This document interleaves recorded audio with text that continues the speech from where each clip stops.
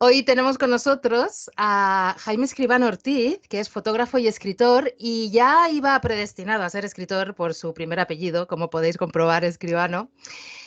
Nos ha deleitado con una novela que nos ha sorprendido mucho por la calidad que tiene. Es una novela histórica, La ciudad de los inmortales, que va a ser el pretexto para conversar con él. Como veis, los que estáis viendo el vídeo, lo tengo del otro lado de la conexión. Bienvenido, Jaime, a Voces. Es un placer tenerte aquí con nosotros. Hola Lorena, ¿qué tal? Encantado de Jaime, estar aquí contigo. Jaime, en tu web, en jaimeescribano.com, leemos un propósito vital y profesional que es muy ambicioso. Lo voy a leer. Según tus palabras, recuperar la capacidad de sorpresa, de despertar de nuevo la fascinación ante tantas cosas extraordinarias que suceden y que no solemos advertir.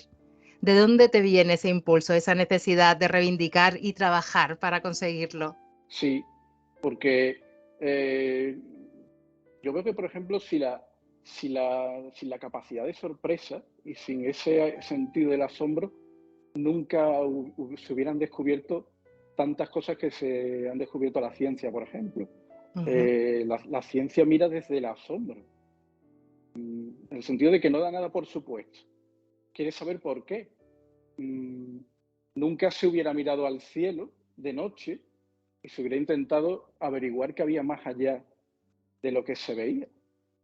Mm, Y eso es claramente un aspecto que yo creo que es muy particular del ser humano, el ujú. mirar al cielo e indagar qué hay más allá de las estrellas que vemos.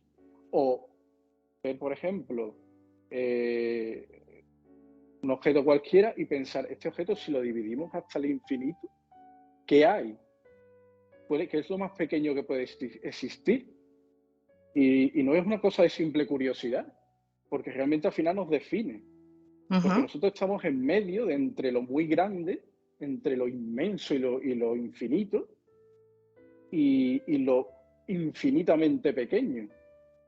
Y nosotros estamos formados de lo muy, muy pequeño, somos, comparado con eso, como galaxias, pero al mismo tiempo somos infinitamente pequeños al lado del todo. Entonces, eh, en medio de todo eso hay todo un mundo de manifestaciones que se ven en la naturaleza, que a poco que uno observe con un mínimo de asombro, se da cuenta de lo increíble que es todo lo que existe. Exactamente. Y oye, una curiosidad, ¿utilizas como seudónimo, como nick, al dios Dionisos? Y quisiera saber por qué, si es un poco para reivindicar esa creatividad, un poco a los paraísos artificiales de Baudelaire, pero reivindicando la naturaleza propia creativa del ser humano, o simplemente porque es uno de los dioses, podríamos decir, más enfocados al placer del Olimpo.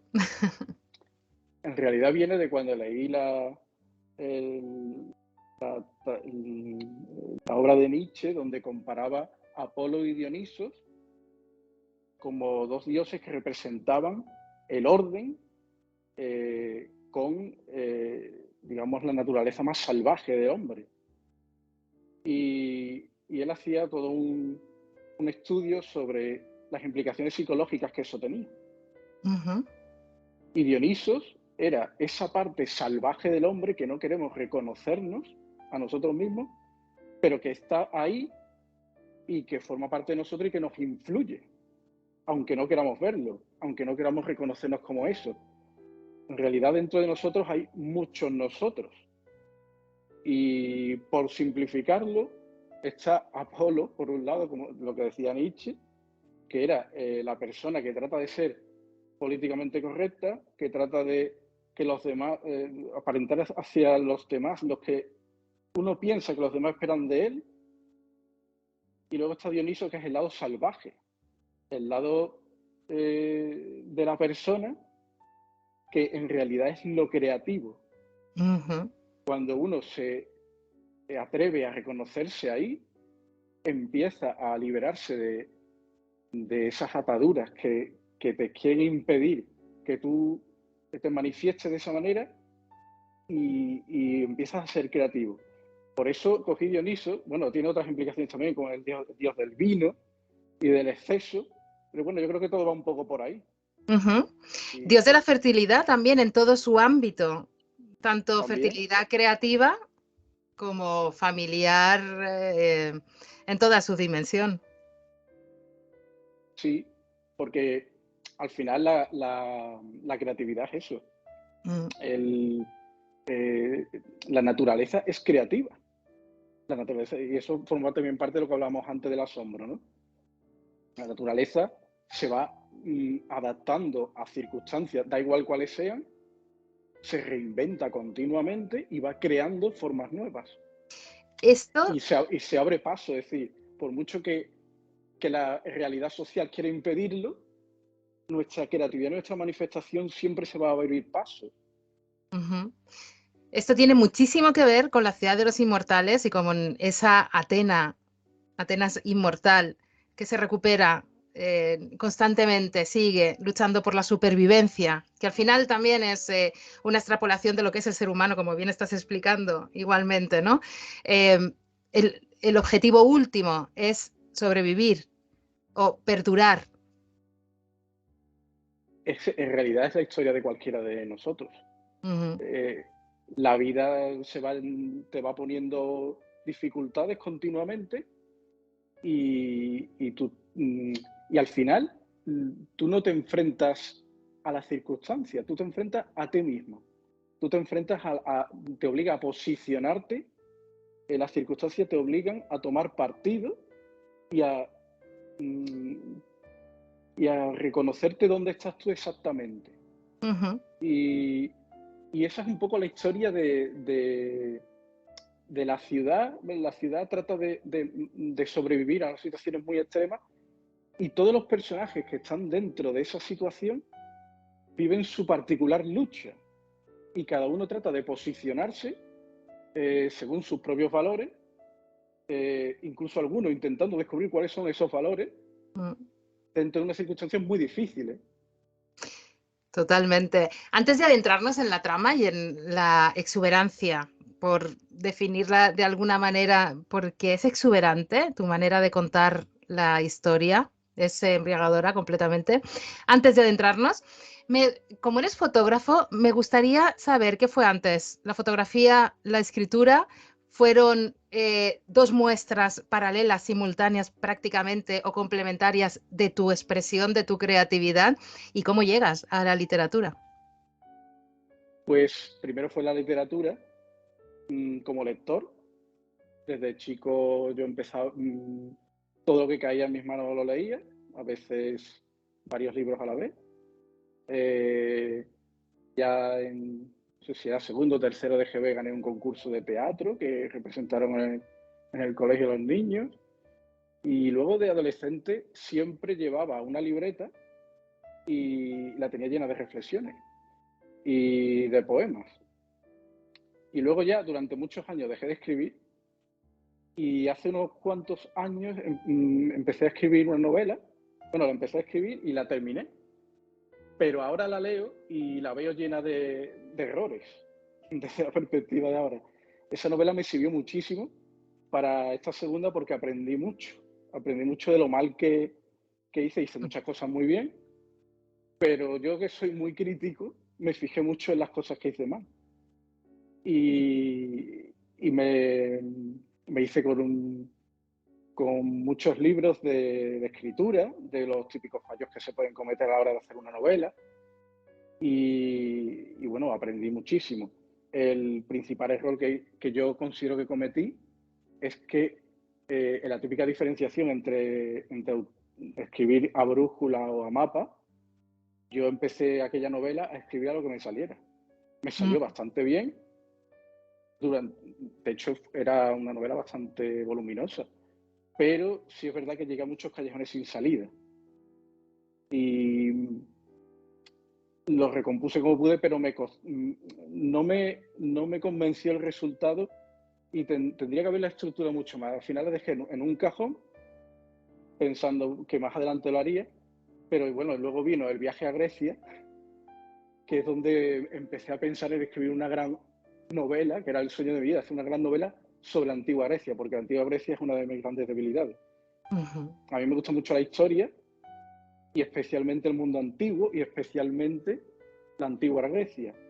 Y cuando fui a Grecia, ya en el viaje, tomando notas y con libros que llevaba y sitios que visité, empecé a pensar en una historia basada en eso. Entonces el otro libro lo dejé aparcado y empecé este, pero aplicando todo lo que había aprendido en el camino. ¿Cuánto tiempo te ha costado escribir esta novela? Si podemos acotar el tiempo, Pues aunque... mira, el viaje lo hice en 2014 y la novela la acabé en 2018. Ujú. Luego, básicamente, repasar y repasar y repasar. La novela, El borrador primero, si lo comparas con el último, prácticamente no es que no se parezca, pero falta como la mitad. Y uno de los grandes secretos de una buena novela es que solo lo que realmente aporta a la historia esté al final. Ujú. Y eso no es un proceso fácil, porque tú a lo que has escrito le tienes mucho cariño y te cuesta mucho quitarlo. Pero poco a poco te vas quedando con lo fundamental y yo creo que eso la novela lo agradece muchísimo al final. Llegar a la esencia. Has construido una novela átomo, un círculo que se cierra justamente al final, como bien estás diciendo, y está muy bien construida desde mi punto de vista. La historia nos narra o se centra en la guerra del Peloponeso, esa cruenta guerra que duró tantos años y que enfrentó por un lado a Atenas, por otro lado, bueno, Atenas como representante de la Liga de Delos, Esparta como representante de la Liga del Peloponeso, por el otro, con estrategos, la primera como Pericles, que aparecen, bueno, aparecen todos en tu novela, Pericles, Nicias, Alcibíades, también, y por otra parte, en Esparta, con Arquedamo II, con Brásidas, con Lisandro, o con también Alcibíades. Vamos a descubrir ese misterio de ese Alcibíades dicotómico y tricotómico, porque también va a apoyar después a otro gran imperio de esa época. Intentaremos, bueno, vamos a no desvelar la trama o despelucharla, no vamos a hacer lo que se llama ahora spoiler, pero sí vamos a adentrarnos un poquito en esa trama. Antes de empezar ya a adentrarnos en la trama, como gran amante que has dicho que eres de la Grecia clásica, ¿por qué la guerra del Peloponeso? ¿Por qué este momento de Atenas? Porque la guerra del Peloponeso, aparte de que manifiesta un montón de personalidades muy, muy interesantes, y en el momento, digamos, cumbre en el que tienen que revelar sus virtudes y sus defectos, también es un momento en el que la Grecia, digamos, la Grecia clásica, después de la guerra contra los persas, que estaba en su máximo apogeo, sin embargo, entra primero una especie de guerra fría en la que van tomando poderes, por un lado Atenas, por otro Esparta. Y finalmente desemboca en la guerra.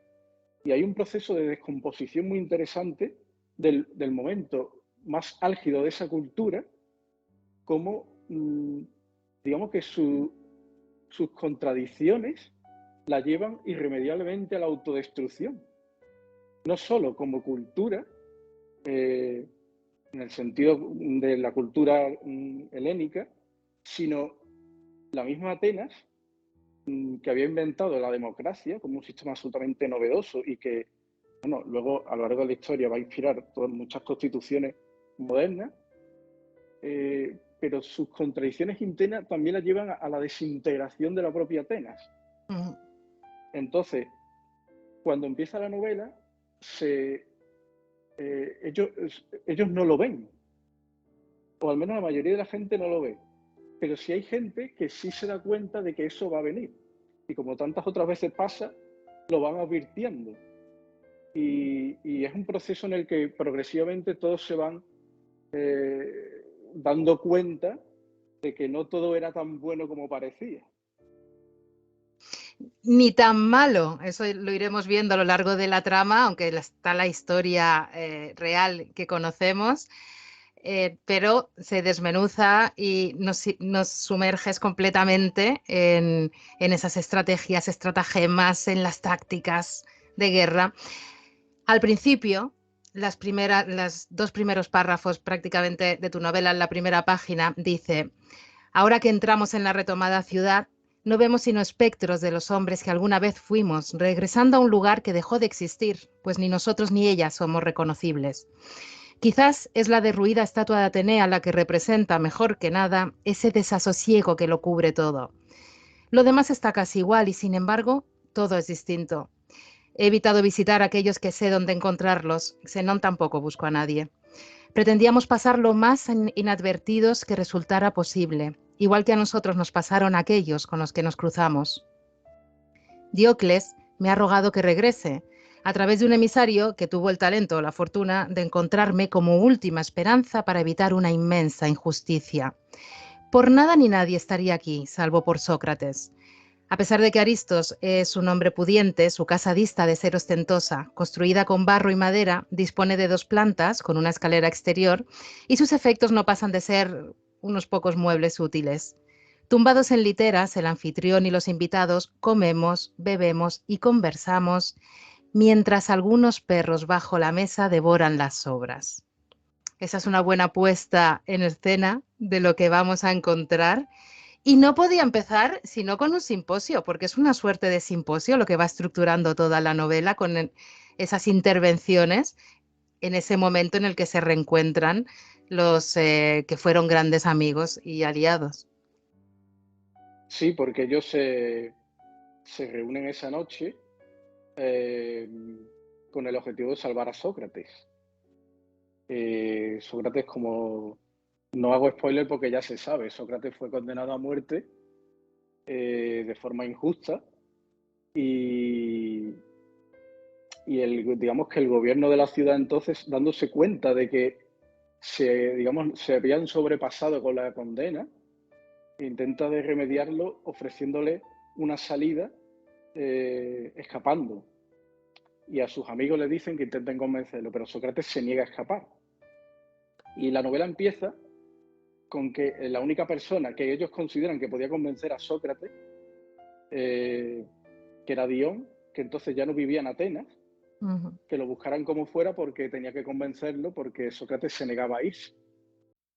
Y durante casi toda la novela van relatando los personajes, sobre todo Dion, que es el personaje principal, va relatando la historia desde que comenzó la guerra hasta que han llegado a ese punto concreto, que es la noche en la que al día siguiente van a ejecutar a Sócrates.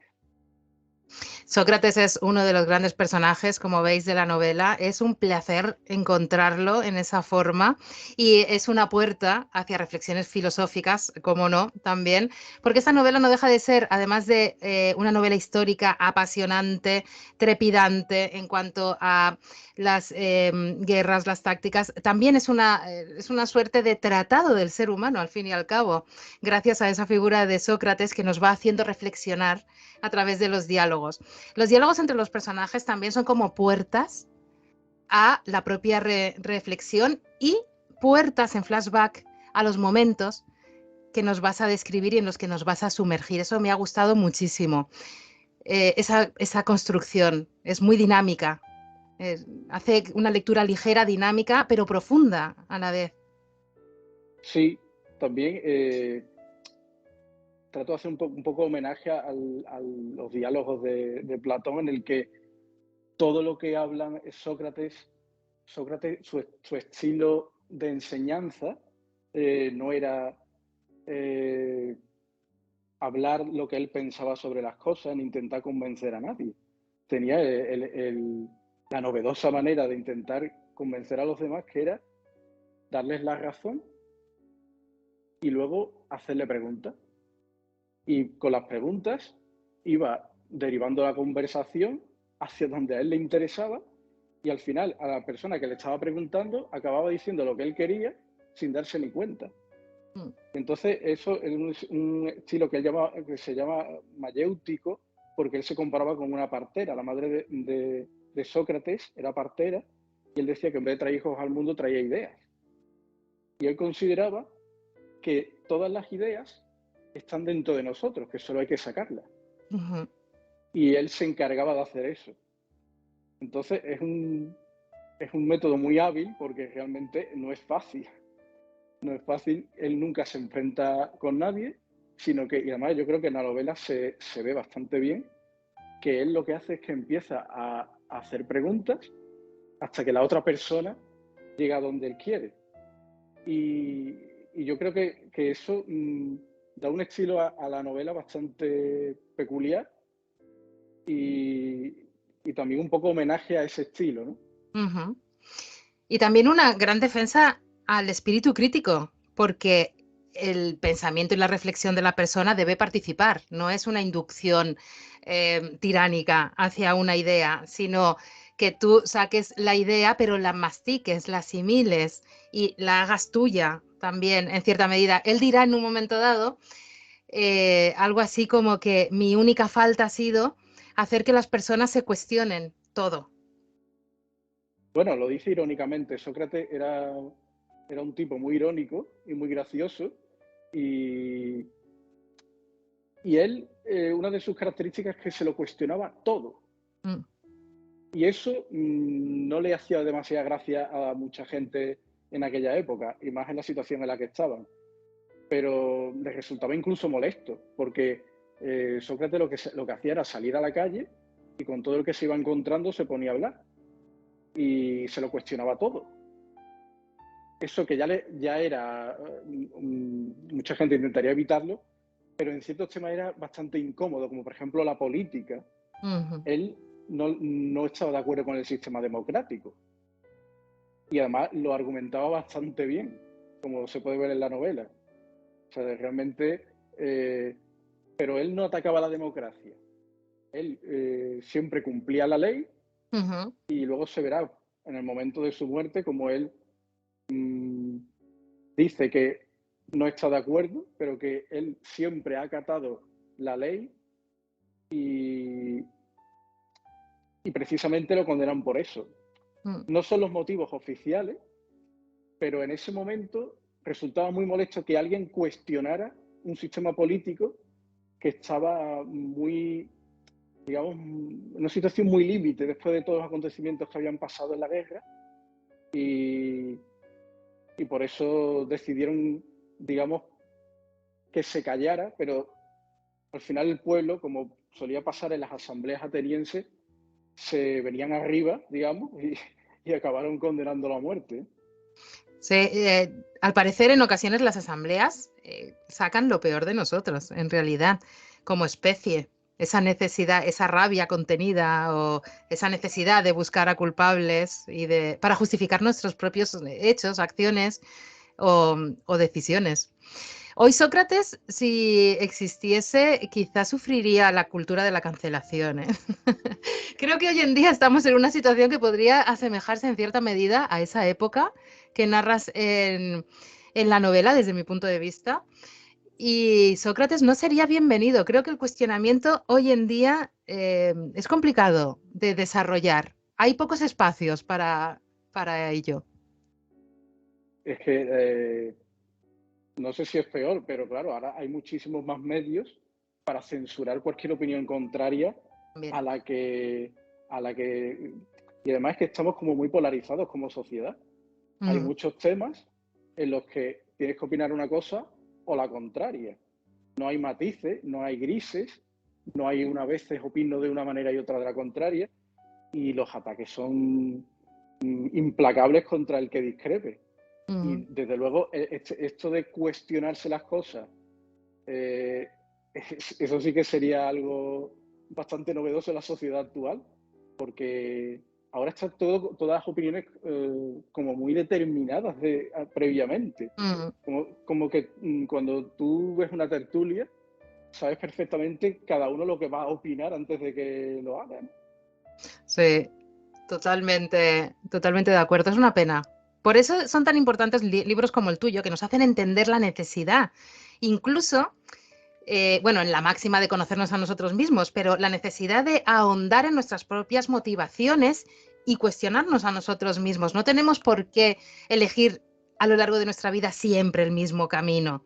Podemos habernos equivocado, analizar, reinterpretarnos de alguna manera y seguir hacia adelante, pero con ese cuestionamiento, empezando por nosotros mismos, como bien nos invita Sócrates también en La ciudad de los inmortales.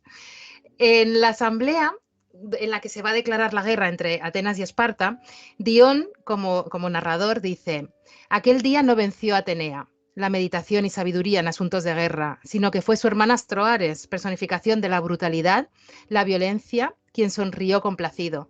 Esa manera que tienes también de darnos la imagen del hecho a través de la cultura griega, a través de esos dioses, de toda la simbología, como esos arquetipos que son, y todo lo que representan, también es sólido.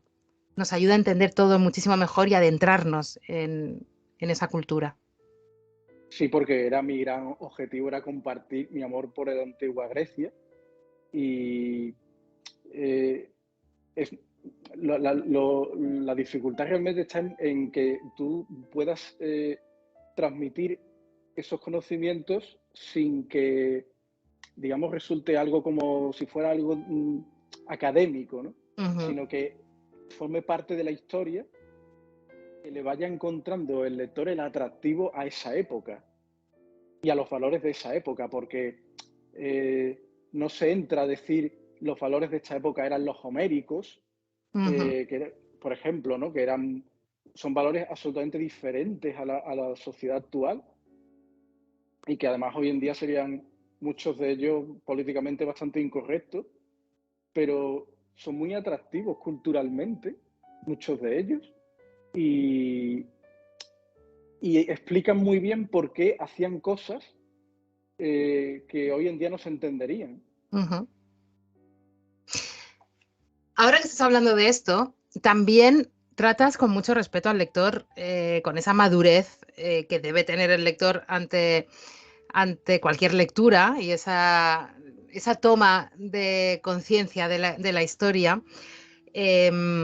¿Qué opinas de la reescritura de algunos clásicos que se está haciendo actualmente? Es una pregunta que le hago últimamente a todos los escritores por estar en boga, no te quiero poner en un aprieto.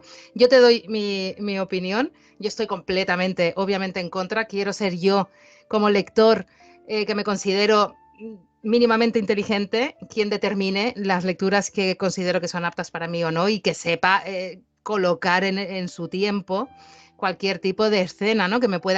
Que hoy en día en nuestra sociedad, como bien dices, no pueda darse porque hemos evolucionado, pero saber entender que eso se dio en un momento dado para que no olvidemos que existió, que es importante aprender del pasado y construir el futuro. Esa es mi opinión, para que veas que me mojo, pues. Sí. ¿Cuál es la tuya en ese sentido? Pues mi opinión es la misma, es decir, el presentismo en el que se está cayendo actualmente, juzgar épocas pasadas con valores actuales, es un error mayúsculo. Primero, es injusto porque, como acabo de decir, la gente actúa en función de los valores de su tiempo. Y bueno, eso se podría extrapolar a muchas más cosas. Es como intentar juzgar otras culturas que tienen valores diferentes, pero desde luego, primero injusto y lo segundo, que es que corremos el riesgo de acabar perdiendo lo que esas culturas podían enseñarnos, porque pensamos que la vida es evolutiva, pero no es así. En muchos aspectos es involutiva. Bueno, la vida, me refiero a la cultura humana. Y hay cosas que se han perdido que eran muy valiosas y que hoy en día no las tenemos, y que si encima nos dedicamos a intentar maquillar lo que eran con los valores de ahora, entonces lo perderíamos definitivamente, ¿no? Totalmente. Ahora que dices eso, ponme un ejemplo, por ejemplo, de algo que existiese en la Grecia antigua que no tenemos hoy en día y que podría sernos útil en nuestro desarrollo. Pues, por ejemplo, aunque pueda parecer un poco contradictorio, el hecho de que el hombre pensaba que el sacrificio te llevaba a la realización. es un valor que, si lo piensas bien, hoy en día se rehuye. Eh, Hoy en día lo queremos todo lo más fácil posible y si es sin ningún esfuerzo, mejor, ¿no? Pero en la cultura griega, y hay un par de ejemplos, por ejemplo, cuando Aquiles, antes de la guerra de Troya, le pregunta a su madre si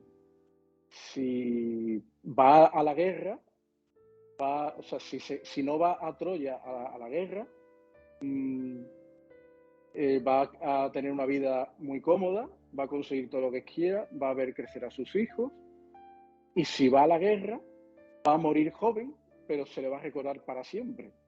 Y Aquiles decide ir a la guerra. Y eso que, bueno, puede parecer un poco literario, pero denota el valor de la cultura griega, que también se ve, por ejemplo, en Heracles, que decía el mito que se le aparecieron dos diosas, una le ofrecía tener una vida donde todo lo que quisiera le saliera, consiguiera todo lo que se propusiera, y la otra que iba a tener una vida llena de retos y que iba a tener que sufrir y trabajar mucho para superarlos. Pero solo de la segunda manera conseguiría saber de lo que era capaz, cosa que de la otra no. Y él eligió lo segundo. Eso, digamos que transmite esos valores de esa época, del sacrificio. Y por eso decía antes que explica muy bien cosas que se hacían entonces, que parecen ahora como nuestra gente se metían en unas cosas que no se entienden, ¿no? Pero esa mentalidad hay que entenderla.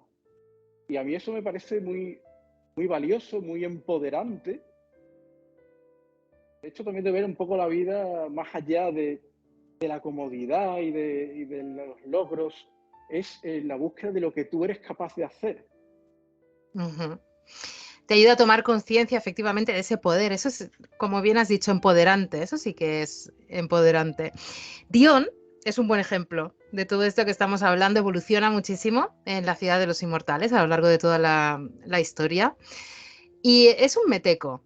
También tu novela nos ayuda a sumergirnos, como hemos dicho al principio, culturalmente. Descubrimos sin fin de aspectos del día a día y de la vida. ¿Qué eran los metecos, por ejemplo? Que eran personajes, personas importantes, que podían ser ricos comerciantes incluso en una ciudad.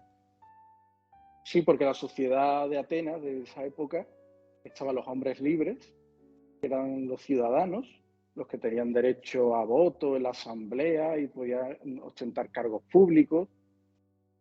Y luego estaban los esclavos y en medio estaba la figura de los metecos.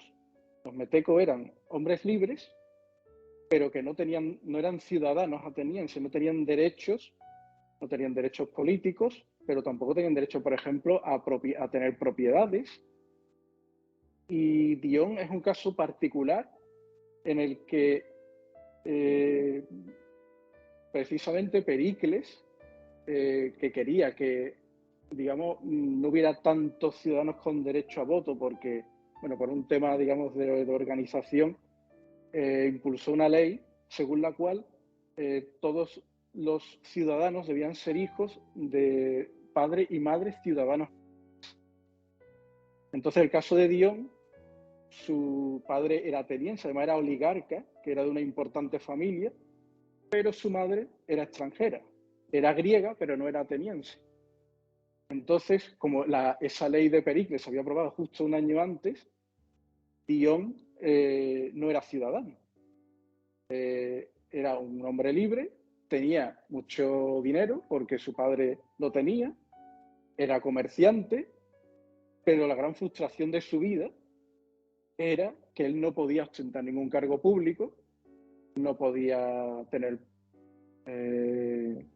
propiedades, no podía estar en la asamblea, y eso le genera digamos, un rencor muy grande. Se ve al principio de la novela, primero contra Pericles, pero y luego en general contra Atenas, porque Atenas, a pesar de que él hace mucho por la ciudad, lo sigue tratando de una forma que él considera que no es justa, porque él, toda su aspiración en la vida, al principio de la novela, y Evidentemente sufre una evolución.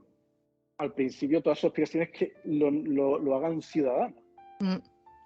De hecho, ese rencor que va acumulando hacia Atenas y por extensión a los atenienses, incluso hacia sí mismo, llega a decir en un momento dado: lo único que puede congraciarme con la vida es la muerte de otros hombres. Es terrible como, como sentencia, ¿no?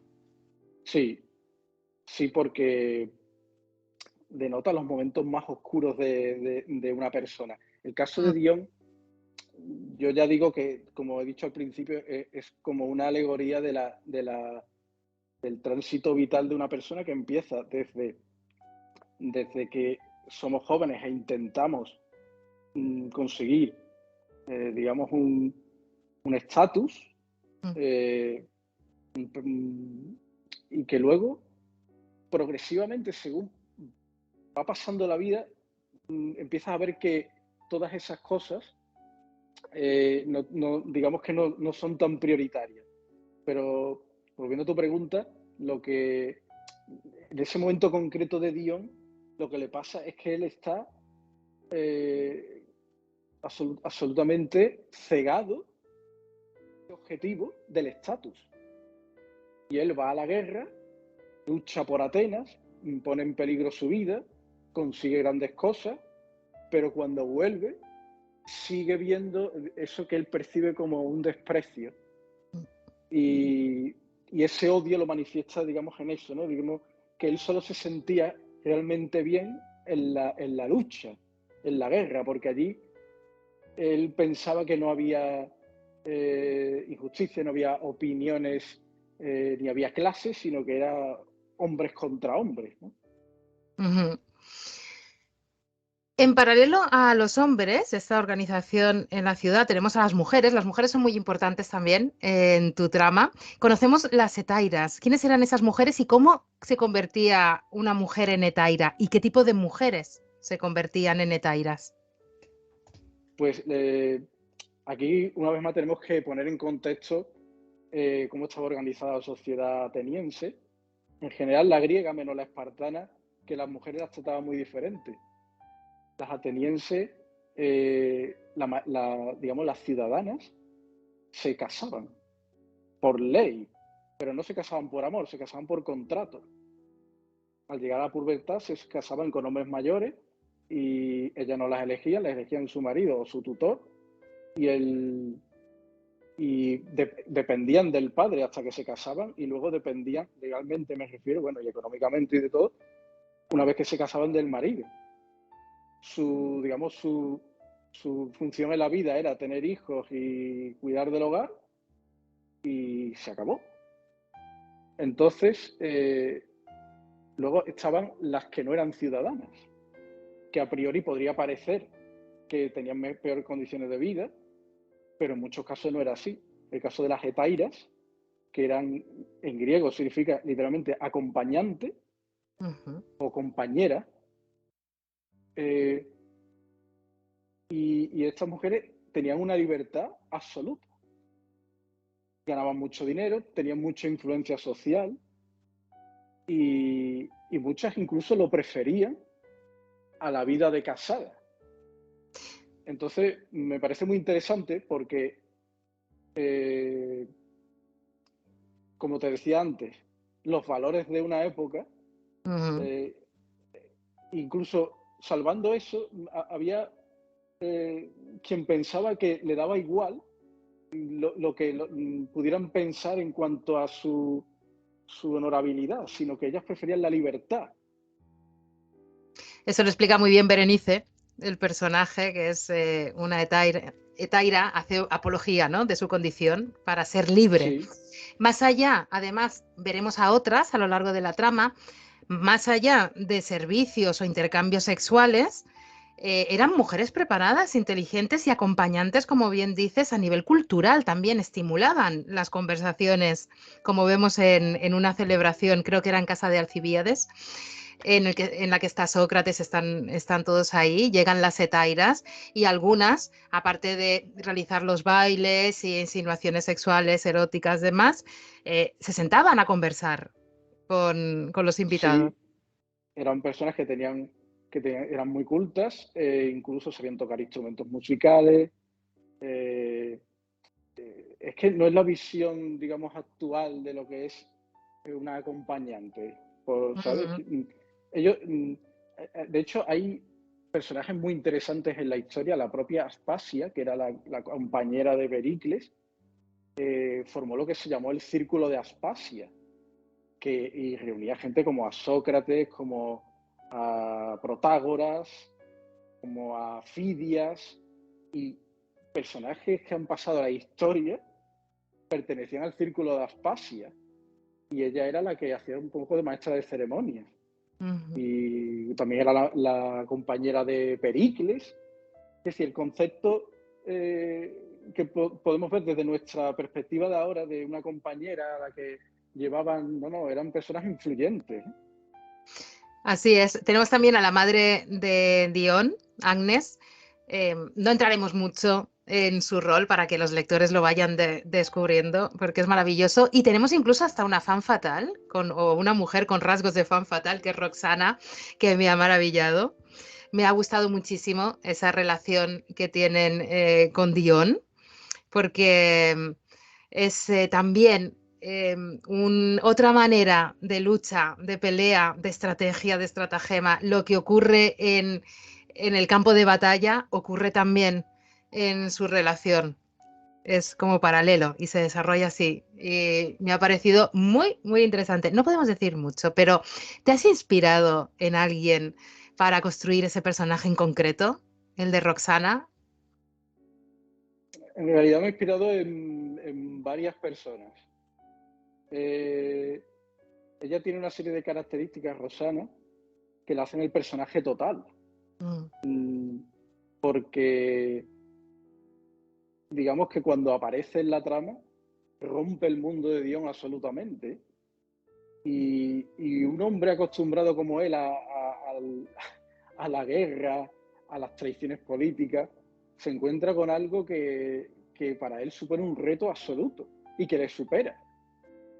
Y un poco está basado el personaje de Rosana en no te lo he dicho, la fan fatal del cine negro, que no solo se caracterizan porque usan la seducción como un arma, sino que son mujeres muy decididas, muy inteligentes y, y con las ideas muy claras.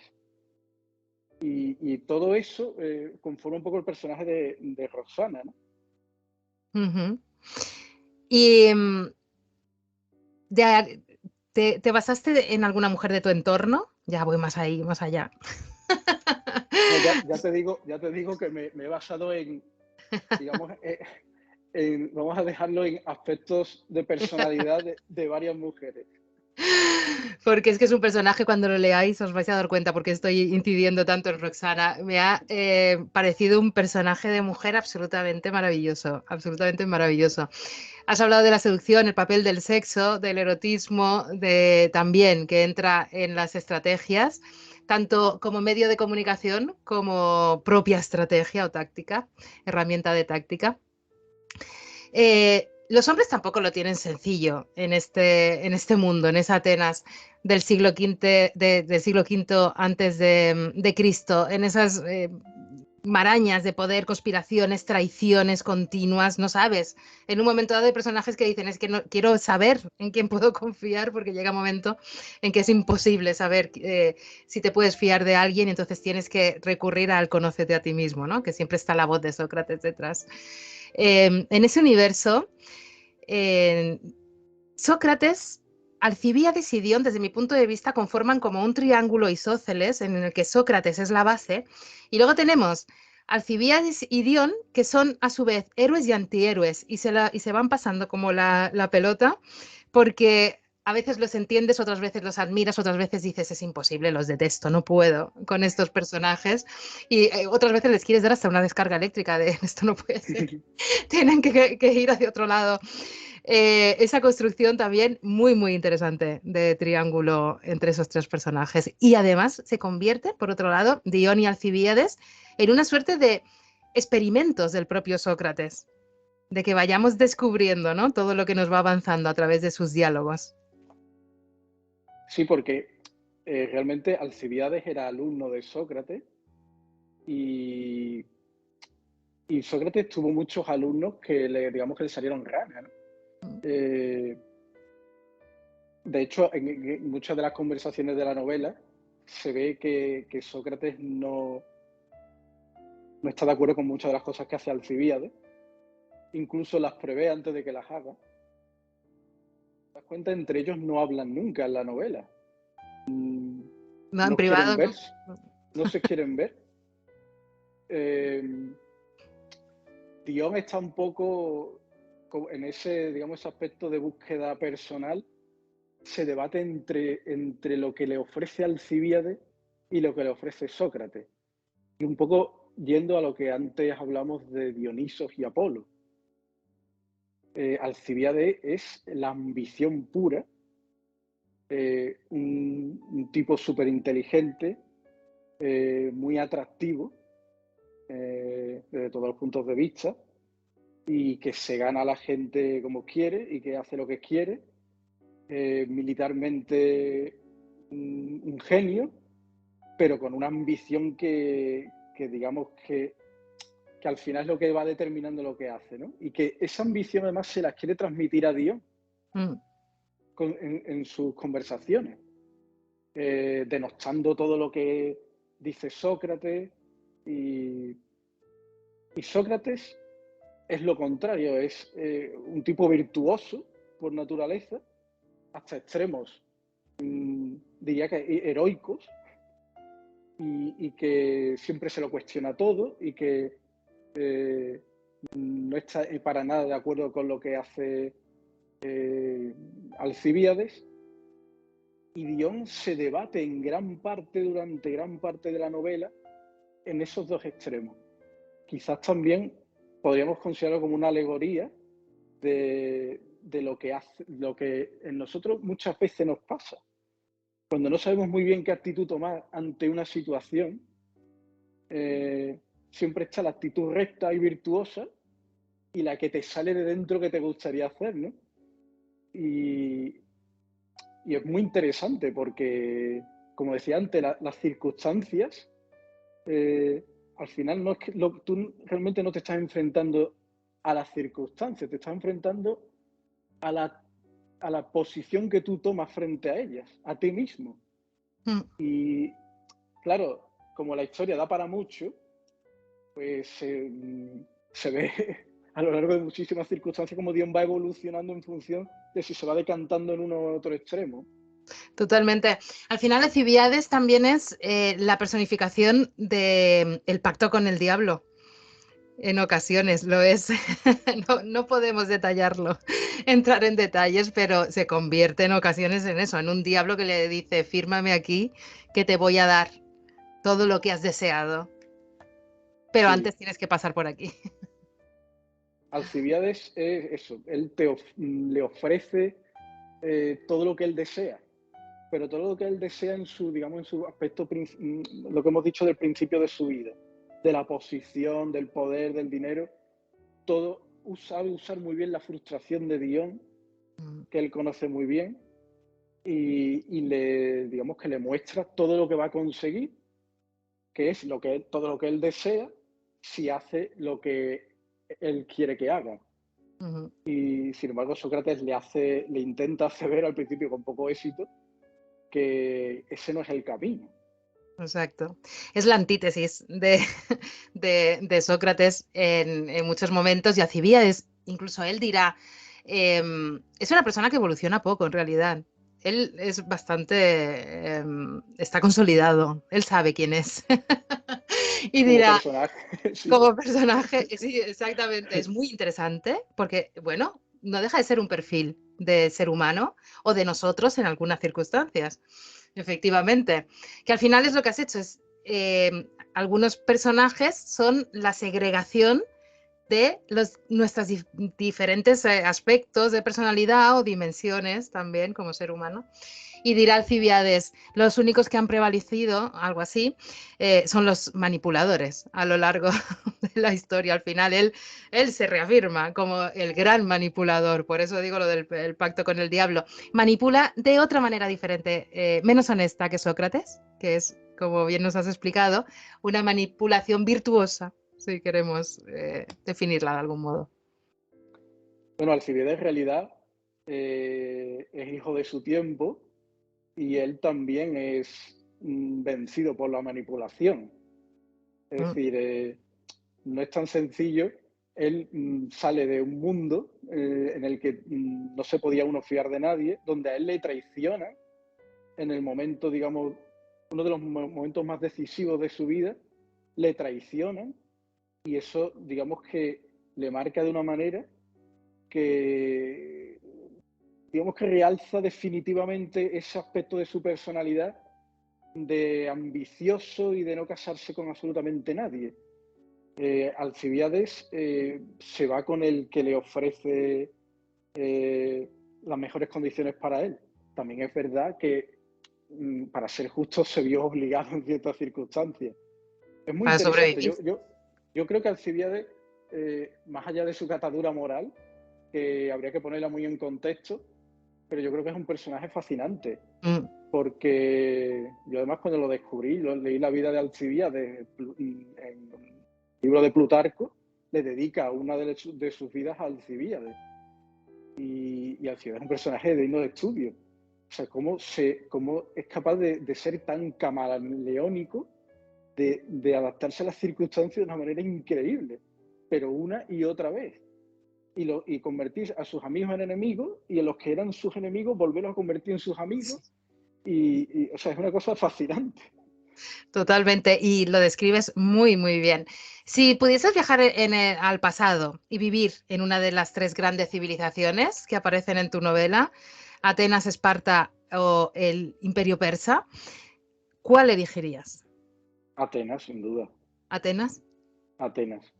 Atenas, el siglo llamado siglo de oro, el siglo de Pericles, es puede sonar tópico, pero es la cuna de nuestra civilización. O sea, allí pasaron de tener una sociedad que venía de la época micénica, la heredera de la guerra de Troya, donde era esencialmente oligarca, mandaban los poderosos y era guerrera.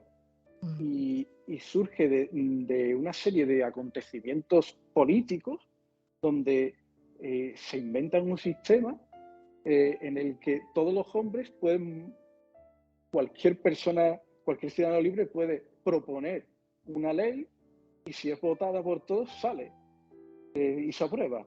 Eso para los persas y los espartanos era algo de marcianos.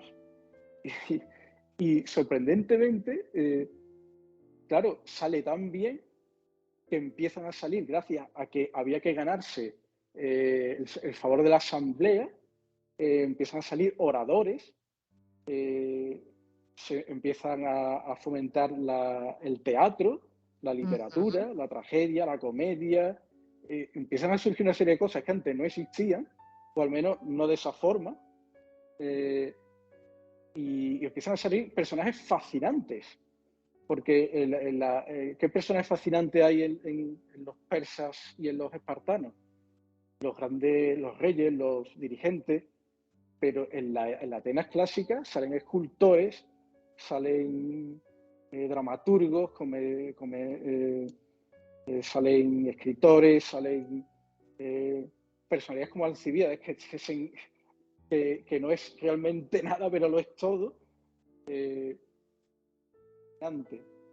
Y yo sin duda elegiría Atenas.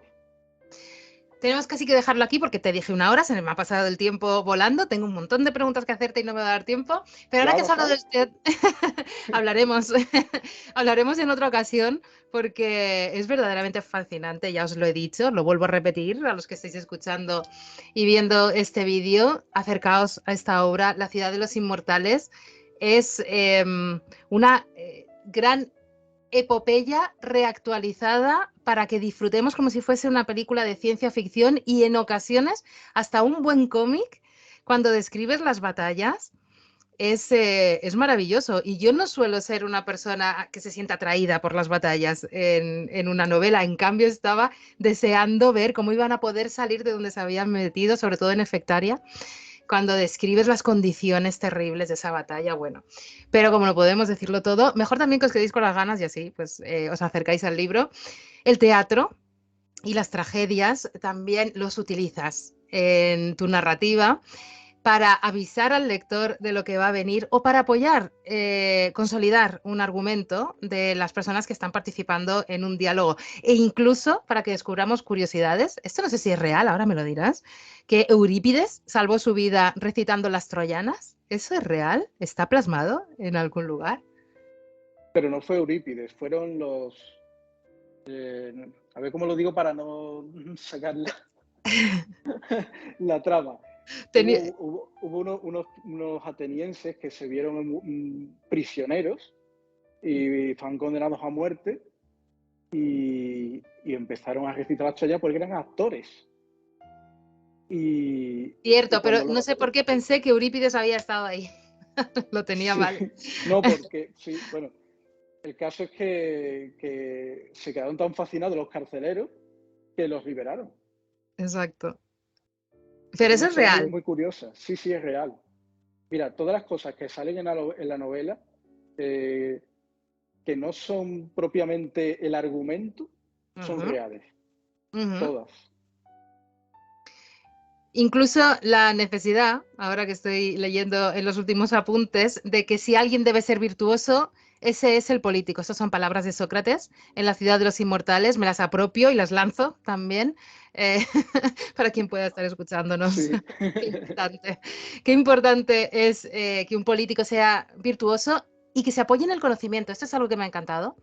En Bitácora consideramos que la libertad se halla en el conocimiento. Quizá habría que definir qué es libertad, pero bueno, esa es nuestra sentencia, nuestra máxima de nuestro templo de Bitácora. Así como en el templo de Apolo es conócete a ti mismo. ¿Tú qué opinas? ¿El conocimiento, la libertad puede alcanzarse a través del conocimiento o necesitamos otro tipo de herramientas además? Yo creo que el conocimiento es la base fundamental. De hecho, una de las grandes frases de Sócrates es que no existe la maldad, que solo existe el desconocimiento, la ignorancia, y que el conocimiento te lleva a la virtud. Él no distingue entre maldad y bondad, sino entre ignorancia y conocimiento. Entonces, yo creo que eso lo dice absolutamente todo. Sócrates dice, y leo, el conocimiento de sí es el que fundamenta a todos los demás. Es la garantía de poseer la virtud y tendrá por añadidura la justicia y sabiduría. El que desee ser político debe comenzar por adquirir la virtud. Al final, ese círculo que se cierra, como tú bien también lo haces con tu trama, cierras el círculo a través del conocimiento y es algo también que me ha fascinado. ¿Tienes algún proyecto entre manos? ¿Tienes algún pensamiento de continuar esto? Porque claro, aparece Platón y luego la Atenas que queda con Platón también es muy interesante. No sé si nos puedes, ya sé que es pronto, que estás con este libro, que tienes que promocionarlo, pero ¿hay algo por ahí en tu mente? Pues, ¿sabes qué pasa? Que hay tantos momentos de la historia que me gustan, que me cuesta mucho decidirme por uno. Entonces, no sé si seguiré con Platón, que también es apasionante, o iré un poco más adelante. Me gusta mucho Alejandro Magno, esa época, pero también me gusta, yo qué sé, la Edad Media, me gusta el Renacimiento. No lo sé, tengo varias ideas encima de la mesa y cuando le vaya a dar forma, pues ya veremos. Bueno, pues aquí estaremos. Ya has ganado lectores por nuestra parte, por mi Muchas parte. Yo gracias. ya estaré esperando a que saques el siguiente libro porque de verdad me ha gustado mucho. Me ha sorprendido mucho para un segundo libro primero publicado porque el otro lo dejaste en un cajón. Está muy trabajado y se nota muchísimo.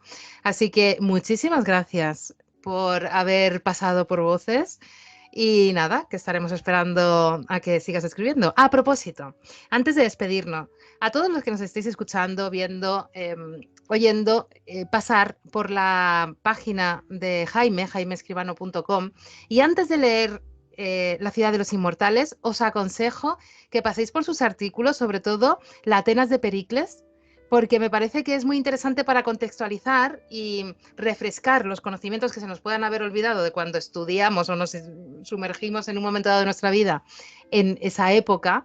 Y es un buen punto de partida y después ya nos sumergimos en la historia. Pues Sí, muchísimas gracias. pues muchas gracias a ti, Lorena, por darme voz. Te lo agradezco muchísimo. Y nada, decir que el libro no es necesario ser un experto en la Atenas antigua ni tener conocimientos previos. Es igualmente apasionante, aunque no sepas absolutamente nada del tema. Y nada, reiterarte mi agradecimiento por darme esta oportunidad. Pues muchísimas gracias y esta ya es tu casa. Así que cuando quieras, ya sabes. Pues muchas gracias.